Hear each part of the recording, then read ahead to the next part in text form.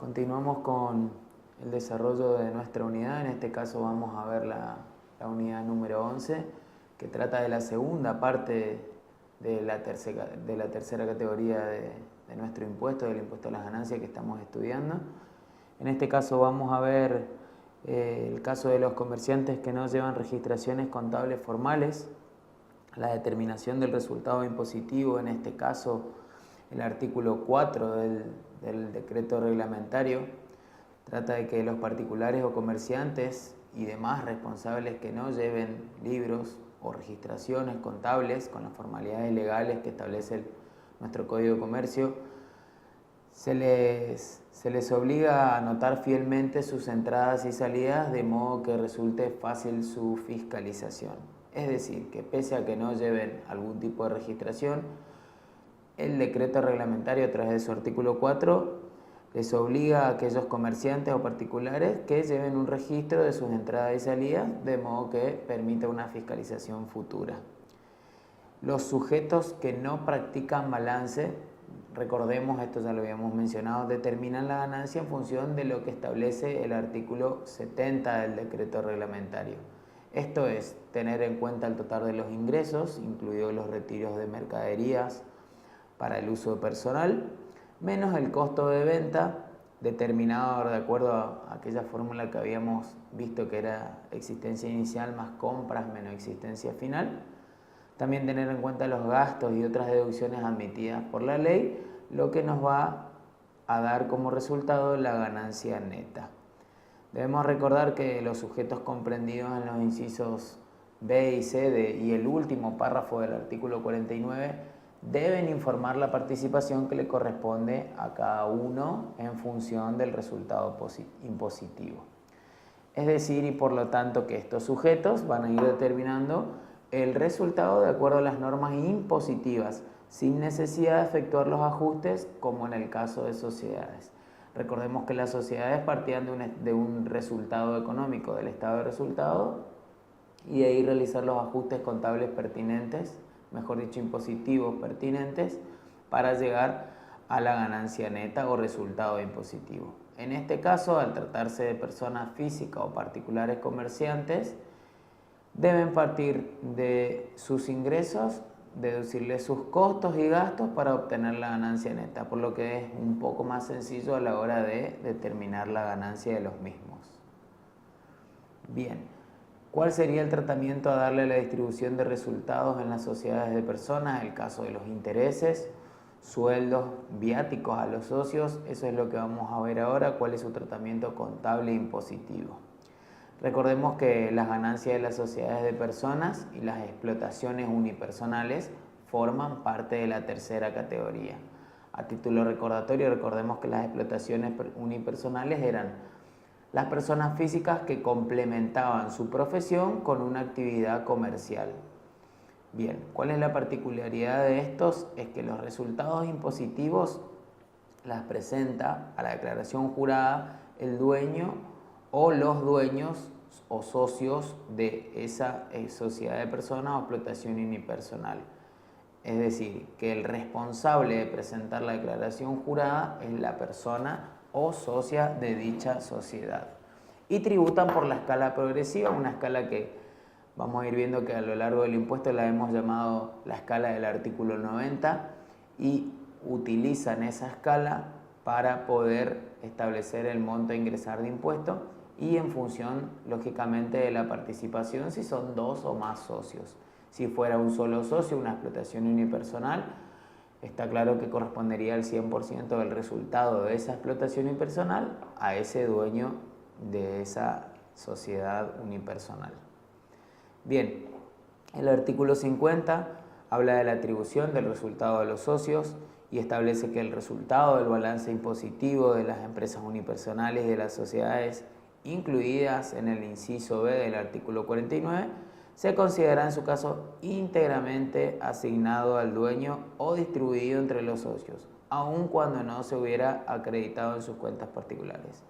Lo que hizo el legislador en este caso es, de alguna manera, establecerlo formal o legalmente, que todas las ganancias que pueda llegar a tener la sociedad unipersonal o las explotaciones unipersonales se encuentran distribuidas. Esto para evitar algún tipo de confusión, como es en el caso de las sociedades cuando hay resultados, que los mismos en qué caso se consideran pagados o no. Bueno, en el caso de las explotaciones unipersonales, el resultado se considera íntegramente asignado al dueño, aunque no esté acreditado en su cuenta particular. Bien, entonces el dueño o socio va a tener que incluir en su declaración jurada el porcentaje del resultado que le sea atribuible, menos las deducciones generales que le permite el artículo 81-82 de la ley, menos el porcentaje de participación en quebrantos de ejercicios anteriores y menos las deducciones personales que las encontramos en el artículo 23, ya las hemos mencionado, que las mismas no generaban quebranto. Esto nos va a arrojar la ganancia neta sujeta a impuesto y, como dijimos anteriormente, aplicamos la escala del artículo 90. Ahora vamos a mostrarla en filminas siguientes, la escala del artículo 90, para a partir de allí obtener nuestro impuesto determinado. En el caso de los intereses y sueldos y viáticos a los socios, que era otro de los puntos a desarrollar, el tratamiento contable impositivo, para la ley todas las utilidades obtenidas por las sociedades se consideran repartidas entre los socios y es indiferente que estos las reciban como socios o como otro tipo, como utilidad, o como otro tipo de retribución, porque siempre van a integrar la base imponible de ellos. Es decir, que no importa la tipología que se le dé a lo que retribuyen los socios, pero siempre se considera una utilidad repartida o distribuida. Por eso el artículo 88, inciso B, prohíbe deducir en el balance de esta clase de sociedades los sueldos, intereses, y aquí es donde centra la atención, cualquier otra asignación que importe un retiro a cuenta de utilidades, y ordena agregar esas sumas a la base imponible si fueran deducidas, adicionarlas a su vez a la parte de cada socio.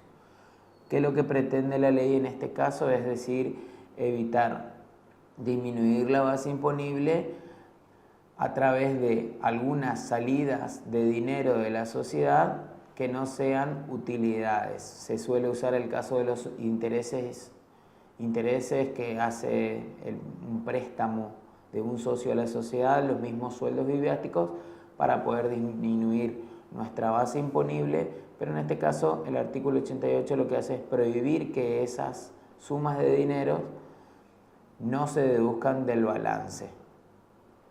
A su vez, el artículo 144 del decreto reglamentario indica que las sociedades deben incluir en el resultado impositivo las sumas retiradas por todo concepto de sus socios. De esta manera ratifica lo que establece el artículo 88 en su inciso B. Bien, hagamos un ejemplo para poder entender un poco mejor este concepto. Supongamos que el socio A le presta dinero a la sociedad y cobra algún tipo de interés por ese préstamo a la sociedad, ¿no es cierto? Y a su vez el socio B cobra un sueldo de la sociedad. En el balance de la sociedad vemos que el resultado, la ganancia neta, la vamos a establecer a través de las ventas menos los costos, lo que es la utilidad bruta, nos va a dar la utilidad bruta menos los gastos, menos el sueldo del socio B, menos los intereses del préstamo del socio A. Eso nos va a dar la base imponible del 50% al socio A y del 50% al socio B en el caso de que tengan el mismo porcentaje de ganancia. A su vez, cada socio vemos que va a presentar su declaración jurada como ganancia de tercera categoría, el 50% de la base imponible, adicionándole, aquí es la parte donde se cumple el artículo 88, adicionando los intereses que haya prestado y que haya ganado, mejor dicho, por prestarle dinero a la sociedad, o el sueldo según el caso del socio que hemos visto, o el sueldo que perciba el mismo, lo que deberá incluir en la base imponible para liquidar su impuesto a las ganancias. Impositivamente, los intereses de los capitales invertidos por los dueños o socios no están permitidos. Bien, veamos el caso de los viáticos, que es distinto a los gastos de movilidad. En este caso los viáticos son incrementos de gastos que tiene una persona por estar fuera de su casa cumpliendo su labor. Esto está contemplado en el artículo 82, en el inciso E, como una deducción especial de la primera, segunda, tercera y cuarta categoría. Es decir, que los viáticos son deducibles en todas las categorías. Recordemos que los viáticos, si tuvieran rendición de comprobante, no habría problema, se reconoce el gasto y la empresa lo contabiliza como tal, pero surge un inconveniente cuando no exista una rendición de comprobantes, por lo que la ley hace presumir que se trata de una compensación en dinero abonado como adelanto, por lo que sería una renta gravada de cuarta categoría en cabeza del sujeto contribuyente o persona física. Ahora vamos a desarrollar el tercer punto de nuestra unidad número 11, que es la amortización de bienes de uso, contable impositiva. Las amortizaciones permitidas por la ley de impuesto a la ganancia son de tipo lineal, se efectúan en función del plazo de vida útil, tal cual lo hacemos de manera contable, pero aquí en términos impositivos solamente está permitida la amortización de tipo lineal. Esto está establecido en el artículo 82, inciso F, donde habla de la permisión de la deducción por amortizaciones, que indica que se podrán deducir las amortizaciones por desgaste y agotamiento y la pérdida por desuso. Las amortizaciones son gastos del periodo y no costo de producción, por lo que no podemos cargar dicha disminución o desgaste al costo de algún tipo de producto que esté desarrollando algún tipo de persona o sociedad. Ahora bien, el caso de los bienes muebles, la cuota de amortización, ¿cómo la vamos a establecer?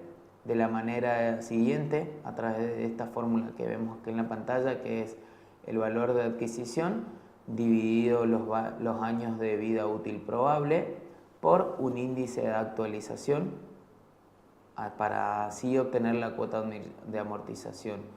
Esto es de manera sencilla, lo vemos también en contabilidad, que supongamos que un inmueble se adquiere por 100.000 pesos y tiene una vida útil de 10 años, no va a quedar más opción que hacer la división entre esos 100.000 pesos y los 10 años de vida útil para obtener la cuota de amortización anual.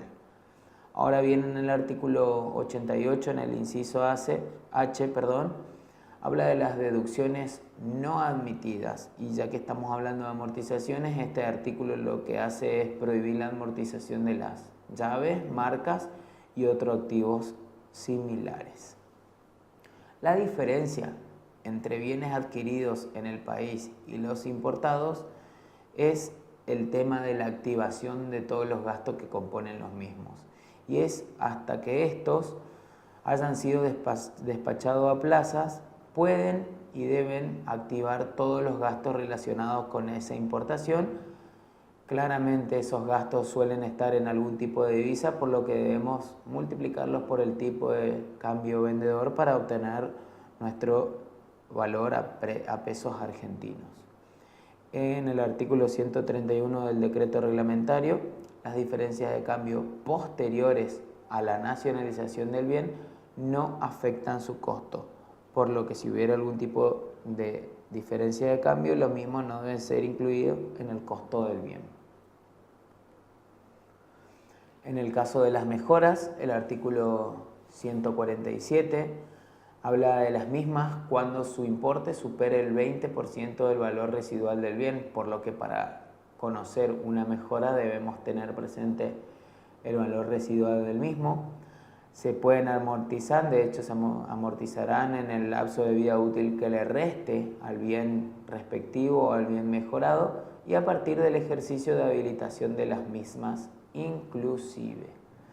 En el caso de la venta, el desuso y el reemplazo de los bienes amortizables, cuando alguno de los bienes amortizables, salvo los inmuebles que tienen un tratamiento distinto, quedaran fuera de uso, o bien dicho en desuso, el contribuyente tendrá dos opciones o podrá optar entre seguir amortizándolo anualmente hasta que se extinga el valor original de ese bien o le ocurra la enajenación, La otra opción que tiene es no amortizarlo desde el ejercicio en que se retira el bien y al momento de la venta se le imputará la diferencia que resulte entre el importe que no se amortizó y el precio de venta en el balance impositivo en el año en que la misma venta se realice. Para poder hacer uso de estas opciones tenemos que cumplir dos requisitos, como dijimos anterior, que sea un bien mueble amortizable y no debe transcurrir un año entre la fecha de venta y la adquisición del bien. Esto es lo que denominamos venta y reemplazo. Y si esto no ocurre, si no transcurre un año entre la fecha de venta y la fecha que se adquiere el nuevo bien, la ganancia por la venta del bien se incorpora al balance impositivo del ejercicio en el que se produzca el vencimiento del plazo. Las formalidades, esta opción debe hacerse uso a través de un formulario llamado el 235, a través de la Administración Federal de Ingresos Públicos. Y además se establece que el excedente de utilidad, en el caso de que la utilidad por la venta del bien a reemplazar sea mayor al costo del bien de reemplazo, ese excedente se imputa al ejercicio en el que se produzca el vencimiento de los plazos. Veamos un ejemplo. En este caso una sociedad anónima denominada La Tercera vende el 15 de enero del 2018 una maquinaria en 10.000 pesos. El costo computable son 4.000 pesos. Y el 1 de agosto de ese mismo año adquiere una máquina en reemplazo por el valor de 18.000 pesos. La vida útil de ambas máquinas es de 10 años. Veamos en el caso de que la sociedad ejerza la opción de venta y reemplazo. Vamos a ver que al precio de venta de 10.000 pesos le restamos el costo computable, que son los 4.000 pesos. Eso nos va a dar una ganancia impositiva de 6.000 pesos, comparado con la compra de la maquinaria que establecimos en un valor de 18.000 pesos. ¿Cómo trabajamos de esta manera? Debemos declarar como ganancia los 6.000 pesos. Recordemos que no hicimos opción de la forma de venta y reemplazo, por lo que nuestra ganancia por la venta de la máquina fueron los 10.000 pesos, menos los costos computables de esa venta, 4.000, nos queda un valor de 100.000 pesos, a eso lo declaramos como ganancia en la liquidación del impuesto del periodo 2018. El costo a amortizar será de 18.000, cuya amortización será de 1.800 por año, como hoy mostramos en la fórmula de la cuota de amortización, eran los 18.000 dividido los 10 años. En este caso vemos que imputamos el resultado de nuestra venta a nuestro ejercicio y la amortización del nuevo bien de la manera sencilla como la habíamos explicado a través de la fórmula de la cuota de amortización. Veamos ahora lo que nos interesa, que es el caso donde ejercemos la opción de venta y reemplazo. En este caso, el precio de compra de nuevo bien, que era el mismo bien, en el mismo caso era 18.000 pesos, menos la ganancia impositiva de 6.000 pesos, nos queda un costo amortizable de 12.000 pesos. Como vemos acá, al valor de compra de nuestro bien no le restamos los costos computables, sino lo que hacemos es deducirle el valor de la ganancia que obtuvimos por vender la máquina que se reemplaza, y de esta manera nos da el valor del costo amortizable, que si aplicamos los 10 años de vida útil nos va a quedar una amortización de 1.200 pesos por año. En este caso no declaramos como ganancia los 6.000 pesos, pero sí lo utilizamos para deducir del precio del compra nuevo bien para de allí obtener nuestra cuota amortizable. Como vemos en este caso, aquí tenemos dos opciones. Esto sería lo que debemos decidir a la hora de hacer uso de esta opción de venta y reemplazo, es o cargamos en nuestra declaración jurada una ganancia o utilizamos esa ganancia para deducir en el lapso del tiempo nuestra ganancia, deduciendo del valor del nuevo bien comprado.